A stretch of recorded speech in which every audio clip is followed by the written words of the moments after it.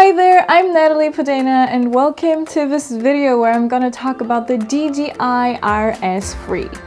And before we get into it, I just wanted to tell you guys where I'm coming from. I'm not a gimbal user at all. I avoided gimbals because whenever I had to use one, it was, I don't know, it just felt like more work to get a shot than to get the shot and be highly concentrated while doing the shot and stabilize your body. Not to mention that assembling a gimbal is a pain in itself and I don't like the process at all, but I needed steady and smooth shots. So I started to look into the DJI gimbals. I kind of compared them to others, but I got stuck on DJI because of the quality. A lot of people said that the building quality in the DJI gimbals is amazing and that it's very durable. So that was the first thing that made me choose DJI. By the time I started to look into gimbals, there was still the DJI RC2, whatever it's called, the smaller one that is now the predecessor to the RS3 that I have right here. There you go. A smooth introduction. I got the DJI RS3 when it was just out and have been using it on client shoots and on personal projects and had the opportunity to try things out a little bit. I didn't want to drop a video so early because I wanted to make my own experiences using it, especially from the point of view of a person that didn't like gimbals before. I'm still not like 100% into them, but it's pretty nice to have one and use it in your work.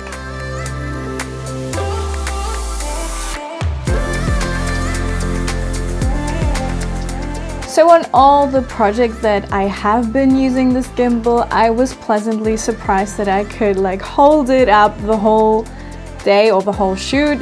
On long days where I was shooting for like 8 hours, it kind of was a bit heavy at some times, but nothing that I couldn't handle.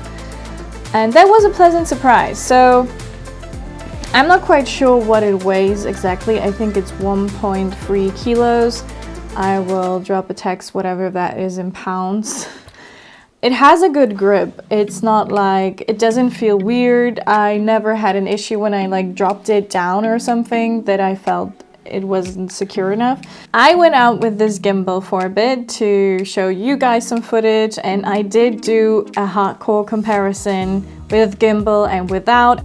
I didn't hold back. I just ran like I didn't know how to use a camera, or you know, and also walked like I didn't know how to ninja walk or make it a little bit more smoother. I went all out just to show you guys the difference between using a gimbal and not using one. And I have to say that it's really fun to just walk around with it and shoot stuff and have smooth images. Handheld, of course, is always quicker and sometimes definitely enough, don't get me wrong, but it's fun to do stuff with this gimbal. So it was great to see that it worked the way it was supposed to work. What I had to get used to is the balancing. It took me a bit to get used to it, but now that I know how to do it, it's not as bad. I could probably do it even better, but so far I'm just like sticking to the basics and balancing things out the way I am able and capable of. Another pleasant surprise was the battery life. I think I have never really run out of battery with this thing.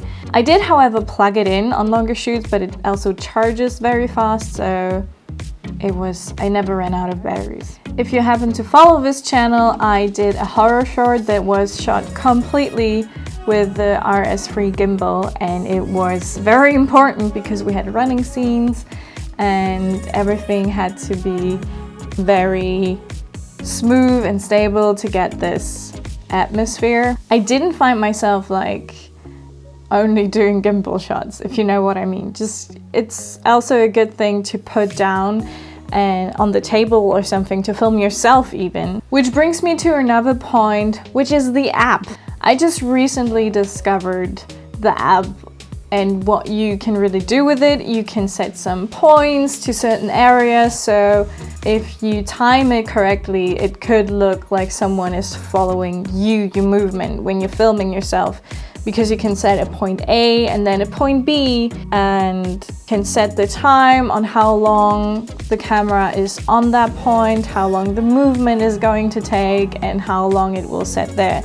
And I only did this with 2 spots to test it out, but you can do way more with that and have a whole, you know, movement shots going on while filming yourself. For the shot I did, the camera just went up and I think it did a really great job. I'm really curious what else I can do with this app, so I'm definitely going to tap into that a little bit more and maybe do a separate video on that, because I think you get a lot of features. Something that I would like to see improve in the future is when you set your camera on the gimbal and you take it off for a bit and then put it back on, you would have to remember how this plate was in here to not have to stabilize it again.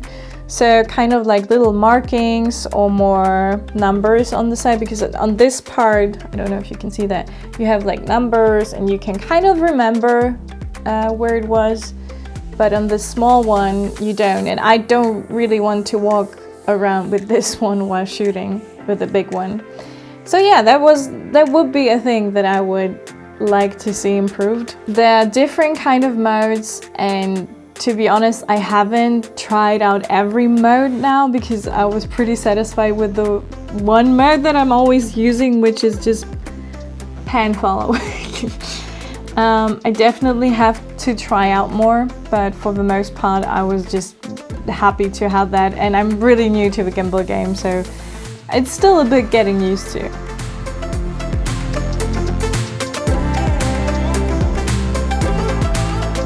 So all in all, I have to say that this one is quite handy, quite helpful. It did deliver smooth shots. I do not have the handles, so this is just like the basic setup you can get at DJI, and I'm already pretty satisfied with that one. If you are new to gimbals as well and you want to get one and you're concerned about having to learn how to use it, I have to say that the only thing that you really need to look up is how to set it up, how to balance your camera on that, and afterwards you can definitely already use it. Just, you know, before going on a job, maybe try it out at home. But it's very intuitive and not too complicated. I do also recommend spending more time with the app because I underestimated that for sure. I have to tap into that more. It feels like not really a good review because I have barely anything bad to say about this. I definitely recommend it if you need smooth shots. I did some projects with it. It was really good. And yeah, that's it for today. I hope you enjoyed this video. If you did, leave a like, subscribe if you haven't already. Have a wonderful day, and I will see you in the next one. Okay, bye guys.